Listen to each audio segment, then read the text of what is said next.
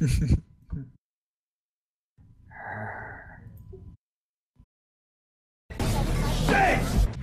enough! Get out! Out! Buy a restaurant, put one table in there. Any more than that, you'd be fucked.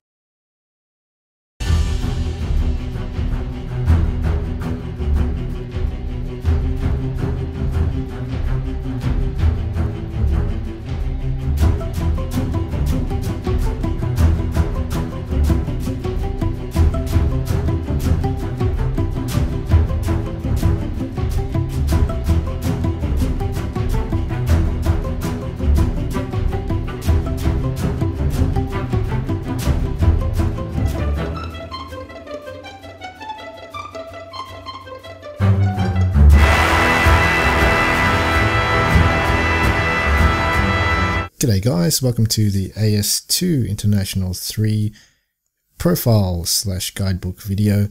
So those were your top 10 players, which is based from the AS1 ladder, which has been going on for the last 3 months. So congratulations to all the players that have made it.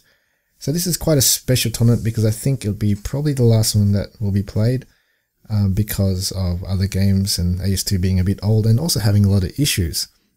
So unfortunately I won't be playing in this, and we are losing a few other good players in here, like Dilma has gone missing and Ramsey obviously has quit. So other than that, these are definitely the top 10 in the game right now, and it should be very exciting to watch. So show your support to the players, guys. I'll give a full stat and player profile after this, so please watch. And yeah, it's going to be the last one, guys. So this is it, guys. So thank you for watching. Let's first visit USA to see Simers. He's from North Carolina in a city called Durham. Its population is around 245,000. It first started when the Bull Durham Tobacco Company and Washington Duke and Sons Tobacco Company opened, and its populace grew there with the industry. And you can see over here, it's got a few tall buildings around, but a relatively smallish skyline, and lots of stadiums, lots of sports activities. Also home to the famous Durham Bulls baseball team. Summers unfortunately does not follow the heritage of smoking and tobacco, as he's a very avid physical education guy, as you'll see. This is the square of Durham. You can see the bull, which represents the Black Wall Street, similar to the New York Wall Street, but it's black because of the tobacco industry.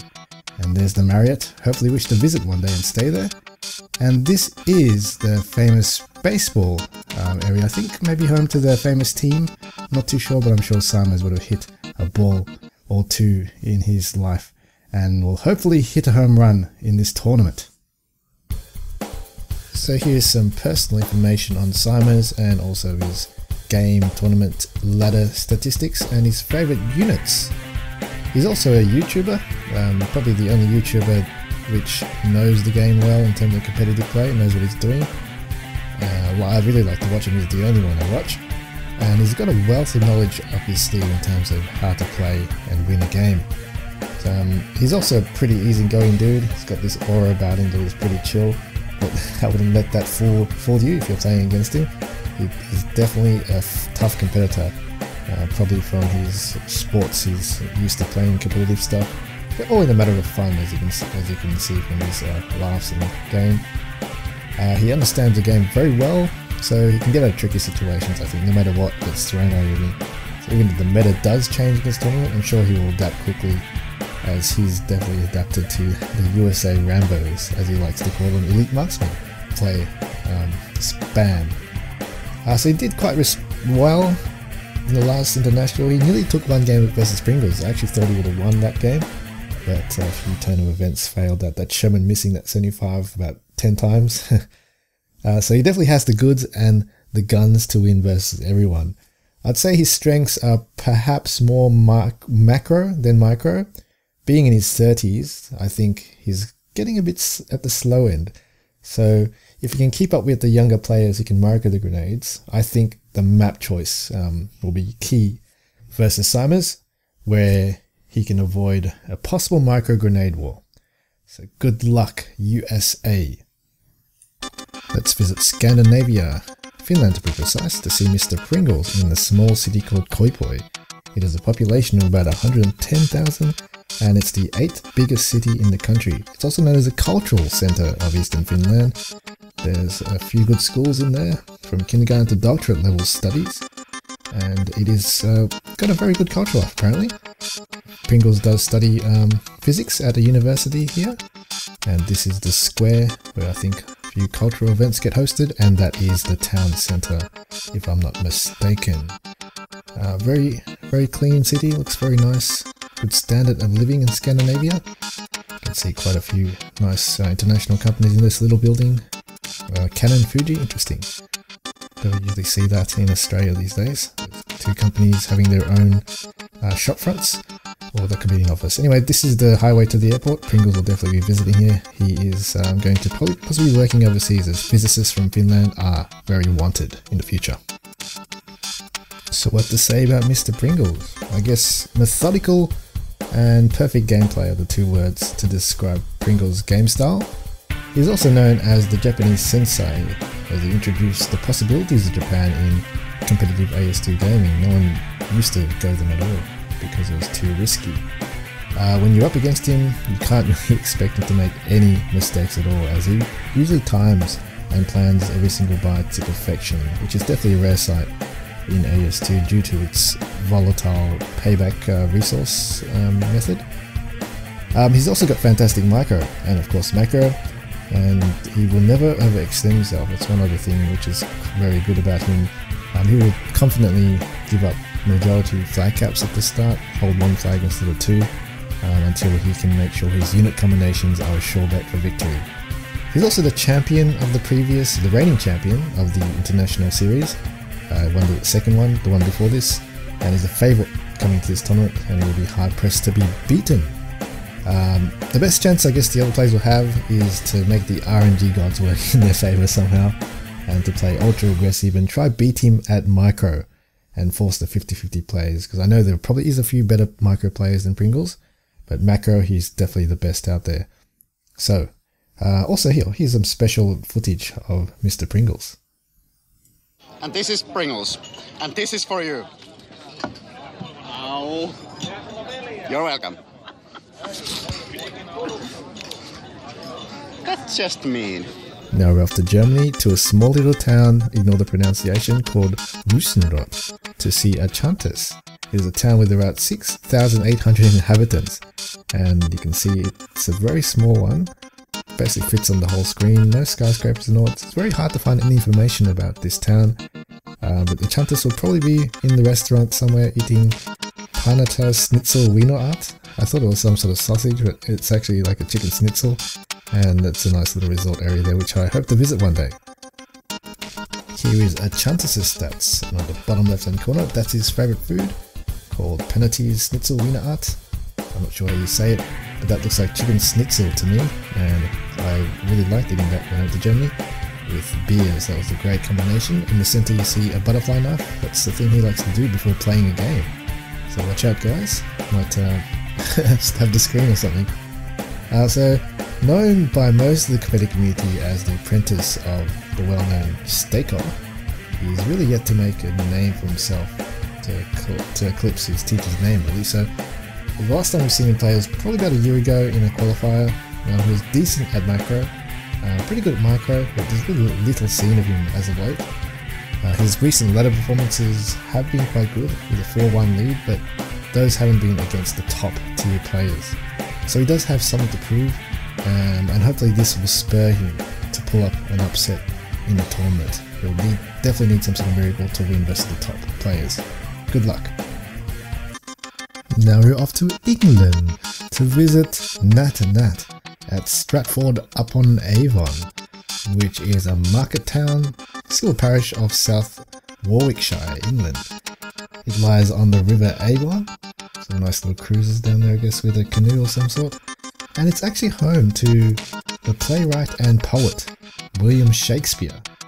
For some reason I can't picture Nat's on the riverbanks quoting Shakespeare. But I'll probably see him over this market square in the city, I can imagine him being a good barterer at the market, being able to get the best prices, arguing with the guys. Who knows? That's my kind of guess. I could just kind of picture Nat at this area, and probably down here, just pondering life, throwing how to throw a grenade up the bridge in Bridges map in AS2, or watching the swans go by. So good luck, Nat. So here are the stats of Nat the cat. 9 lives, Nat, Fat Nat, Brat Nat, Rat Nat, some of his nicknames. I think he's best described as the English Bulldog Terrier that bites like a pit bull. He's ferocious and very tenacious and will never let go once he starts the fight. He's a real competitor, probably the most competitive player I think in this tournament. He likes to fight, and the stats do speak for himself. Playing the most games in the ladder, 17 of them losses, but also some wins, but those losses are actually versus the best players, the top tier. So he doesn't mind a challenge, always trying to fight the best of the best to get better. He has the ability and good skill with micro and macro to beat anyone in this top 10, though he doesn't really have the super player edge ability like Sausage's micro and Pringle's perfect macro. Though this will definitely won't stop this fighter. He will fight tooth and nail and even try to kick dirt in the opponent's eye to gain the advantage. As seen in the previous tournament, he'll definitely not give quarter to anyone who lags or drops. Some people might think this is dirty, but I think it's a sign of someone who cares and is very passionate about the game and winning.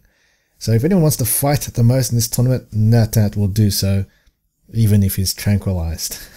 Consistent performer, he will definitely need some lucky games versus the top 2, but I suspect a lot of close games when Nat is involved. Good luck to Nat. He also wants to be an MP, and that's basically a politician. I think he would suit that, so good luck to Nat and his MP career. Now to Slovenia for the home of Darkness Dex. It's quite a small country in Eastern Europe, bordered by Hungary, Croatia and Austria to the north. I can kind of tell why there'll be lots of conflict between the Eastern European players because of so many neighbours and there's been lots of history with wars. I do understand the European dog-eat-dog mentality. Here is in the capital, Ljubljana. I'm not sure how to pronounce that, but very picturesque scenery, beautiful old style European buildings. Love to jog around there. This is the square. Looks like some sort of event happened at this stage, some sort of marathon. Would love to run a marathon in the city. Looks very, very nice. You're probably bored of the architecture for Europeans, but for me, I'm sick of city buildings and this is just so interesting to me and so new. So a very nice place to stay and live in Slovenia. Good luck, Mr. Darkness Dex. So Darkness Dex is Slovenia's best AS2 player and the only player from Slovenia. He is known amongst Eastern European communities of being one of the best in 1v1s. He's really yet to prove himself in a tournament because he unfortunately quit midway the last additional group stages due to arguments with Konos and Gira, and he just decided to get out of it. So his biggest hurdle in my opinion would be to put aside the factions that they have in Eastern Europe AS2 scene and just play good AS2. Though he really hasn't played any top tier players yet in the ladder. You can see from his stats he can certainly do well. 11-0 so far, undefeated in the ladder. But he's yet to complete a game from what I see versus the top players. So it'll be good to see how he can stack up to Pringles and the likes of Sausage's stat. At least at the very best, he can show everyone Lucky 717 is from the weaker Eastern European faction. I'm sure that's his main goal of entering this tournament. Now we're off to Australia, Brisbane, to Queensland, proudly known as the Sunshine State of Australia, which makes it a good time to visit any time of the year in terms of the weather. Brisbane, the capital city of the state, not the biggest city in Australia, probably the third biggest, and it is a pretty big city with lots of skyscrapers, lots of shopping to do, good sightseeing around, and beaches up in the Sunshine Coast as well, quite close to here. And this is South Bank in Brisbane. I've jogged a few times across the bank there along the bridge and across that area. Nice view and good weather, and also watched the fireworks in New Year's when I visited this city. And Sausages probably goes here often. This is Sunnybank suburb, I believe, and it's known to have the best pho, and that is a Vietnamese noodle soup, which he really loves. He likes to call himself the pho aficionado. It's a very multicultural city, Australia, or Brisbane and Australia in general, so you'll see lots of types of cuisine. Good luck, Sausage Stab. So here's the profile of Sausage Stab. Basically, when you play him, you can select a unit, then select a grenade, then suddenly be bam, then bam, grenade to the face over and over again. So he'll beat you to the grenades each time. He's the micro king, and will have a great start game in my opinion, and he will continue to pressure the infantry movements throughout the entire game. He's definitely no slouch on macro either. Also known to be slightly unconventional with his tactics, which have proven people wrong, myself wrong time and time again, with elite MG calls on some maps, and even artillery in a 1v1. What? It may be the thing that will win him the title, or see him stumble slightly. Even though with some questionable bias, Sausage is probably the toughest player to play due to the sheer pressure you will be under with this constant infantry assaults. He's the only player in the ladder in the season to beat Sausages not just once, but twice. He's set to at least replicate, hopefully, and surpass Ramsey in Australia in the last tournament where he got to the finals, but lost to Pringles in the best of the 5. Oh, so yeah, best of the 5, yeah, it was too. So hopefully Sausages can do what Ramsey could not. So back in USA now to Fort Worth, Texas, the hometown of Chino. The city was established in 1849 as an army outpost, hence the fort name, and it's got a population of about 792,000. It's quite a decent city, you can see by the skyscrapers. And now it's in the middle of summer, I think around 30 degrees. Chino will be definitely enjoying a nice cold drink while playing his tournament games. Chino is actually of Asian descent, and he does make up the minority in this city at 3%. Asian descent. You can see it's quite a nice city. Nicely paved streets, by the way. That's some sort of stadium. Very, very nice. I do like to go to, I haven't been to USA before, definitely would like to visit. Damn the exchange rate though, about 70 cents per Australian now. Before it was almost $1 to the Australian AUD. And I think this is the town hall to the back, I believe. Not too sure. But yeah, good luck to Mr. Chino. Nice city you have there. Here are Chino's stats. He's the only player to have actually taken a game off myself in a tournament. And in that game he also invented the assault squad spam meta, which played AS2 to the elite marksman meta. So he's also been plagued by a bad computer for the last 2 years in competition, so he's actually been barred from the last few tournaments. But now he has got a new computer and will not be able to lag his opponents or himself. Whether this is a blessing for him or for the enemy, not sure yet, but it will certainly be less frustrating to play for him and his opponents. He's great at infantry play and good at tanks as well, and vehicles, and I think most players will definitely struggle to keep up with the pressure when playing him. You'll be attacking all the flags all the time and you'll never get a rest really. He's able to match grenade with the best of the micro players, and it'd be probably wise if you're playing versus him. You may lose the start game due to his infantry speed, but if you don't give up and hang in there, he might make a macro mistake here and there. So not being also the most consistent of players, here's a chance to buy the wrong unit and perhaps decide not to try. Sometimes he just has a shotgun game and just throws it away, so hopefully he can keep his cool and try, and maybe he can win the tournament. Now here's Glazteric's profile. I don't know much about him or actually where he's from city-wise. He's a very new player to the competitive community. I think he only has around 200 hours in the whole series, so he's going to have his work cut out for him going to this tournament. His ladder situation is 7 wins and 20 losses, and those are also versus, I suppose, the people just outside the top 10 too. He just got into the top 10, and he hasn't actually played anyone good yet with the 720 win-loss ratio. So good luck to him. He's a doctor, obviously a pretty smart guy, and if that's his picture, pretty handsome guy as well, and he likes his Japanese culture apparently, and also salsa. Don't know if that means salsa sauce or salsa dancing. I'm guessing it's Japanese culture and salsa dancing, but I'm giving you a picture of Japanese cuisine plus salsa on the Japanese cuisine, so I hope he likes that. He likes his infantry, Soviet infantry flamethrower, so see a lot of nice flaming action. I like to watch that. And he thinks I will win the tournament even though I am in it, so Nice to see his support there. So good luck to Glazterix. He's probably the guy that will need a miracle to go progress beyond the first round. Good luck, mate. Another cityless player from Russia, Lucky717. It's like they're worried about the KGB knowing where they live. He's a straight-talking, no-nonsense Russian player. He was upset in the previous tournament by NatNat, giving rise to actually NatNat's play in competitive community. NatNat was actually a rookie in the previous one. Lucky may not be the greatest 1v1 player, as his strength does probably lie in 2v2 gameplay with his teammate Konos. He's decent at micro and macro, but he really lacks the sharp tools to be able to beat the top tier of players. But I think his main positive would be his will to compete and win, and perhaps to trash talk the enemy. He's a bit like NatNat, I guess, in terms of his tenacity. I suspect many close games with him involved, and with the middle tier of the top 10. For him, I think winning the tournament would actually be second to beating his arch enemy, Darkness Dex.